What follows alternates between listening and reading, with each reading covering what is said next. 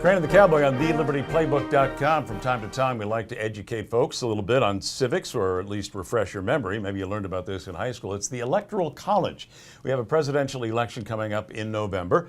Popular vote has a lot to do with it, but as they say on TV, but wait, there's more. Yes, you have to make sure that you win the majority of the Electoral College votes, which is left over from earlier days of the Republic, but is still the way we elect our presidents. I mean, as you mentioned a little while ago, Al Gore won the popular vote, but he lost the Electoral College to George Bush, and that's what counts. Now, the Electoral College is not in the Ivy League. It is not even a college. It is actually just a term. These people just meet once every 4 years, and they are elected much like House of Representatives or senators from their own states.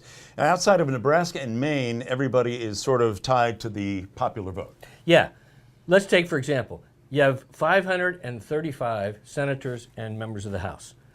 Then you have the District of Columbia, which they get 3 electors, and they put that all together. That's 538.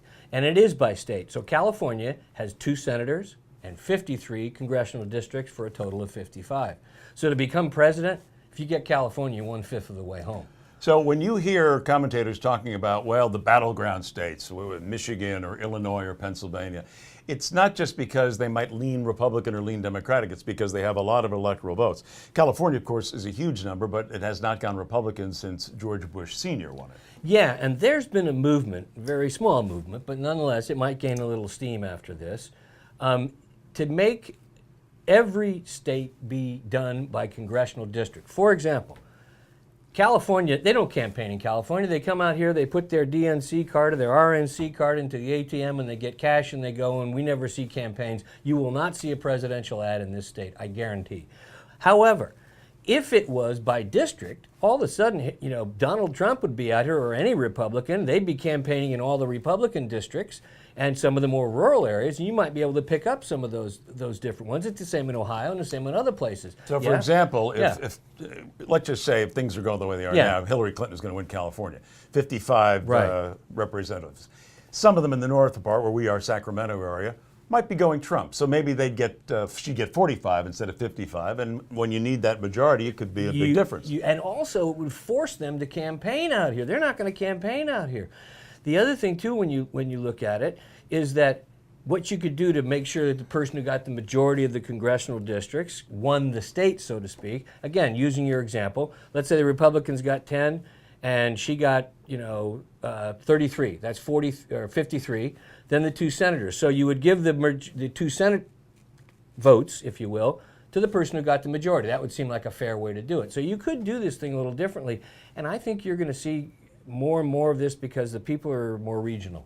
This is mandated by our Constitution, and you have to remember it was 13 colonies then, or states, and it was not a huge amount of people voting, so this would ensure kind of a fair game. But now, Patrick, after all these years, why can't it just be the popular vote? Why do we need the Electoral College? Well, there's lots of people who say, it's kind of part of our past, it's part of the Constitution. If you get rid of it, you're going to have to change the Constitution.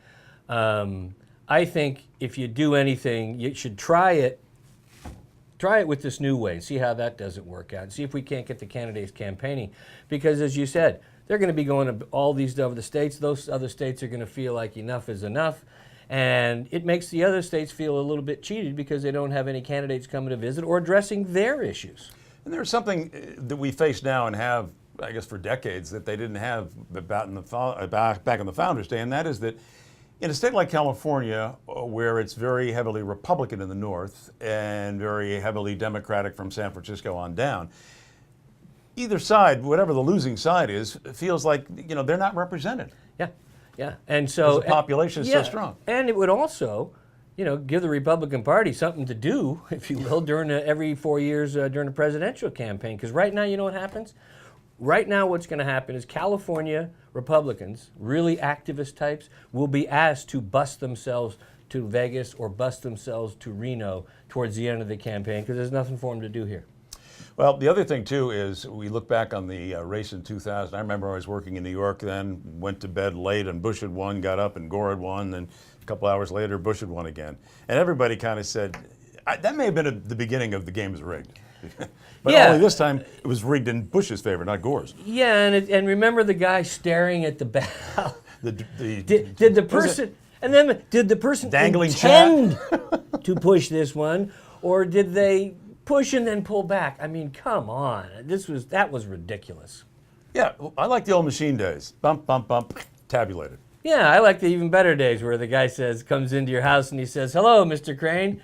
We just filled out your ballot for you so you wouldn't have to. And the union would like to thank you for your votes." And well, the cemetery ballot isn't from Chicago yet, but that'll be coming soon. That's true. All right, Crane and the Cowboy, we'll be back with more. We'll be talking about the latest with Donald Trump and Hillary Clinton in just a minute.